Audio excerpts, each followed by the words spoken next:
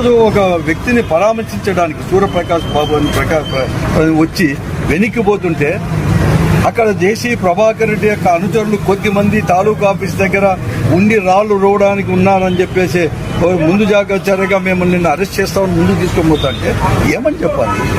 నిన్ననే ముఖ్యమంత్రి గారు ఎస్పీను కలెక్టర్ల యొక్క సదస్సులో లా అండ్ ఆర్డర్ గురించి మాట్లాడింది ఏముంది? లా అండ్ ఆర్డర్ అనేది కూడా ముఖ్యము. అందరూ సమానమే చట్టానికి. ఎవరు కానీ ఎంతవారైనా కూడా ఉపేక్షించద్దు, చర్యలు తీసుకోండి, నేనున్నాను అని చెప్పినాడు. ఈ పొద్దు జరుగుతుంది, ఏం చేస్తున్నావు చంద్రబాబు నాయుడు గారు అని చెప్పి మేము అడుగుతా ఉన్నాను. నీకు చేత కాదా అని చెప్పి నేను అంటున్నాను.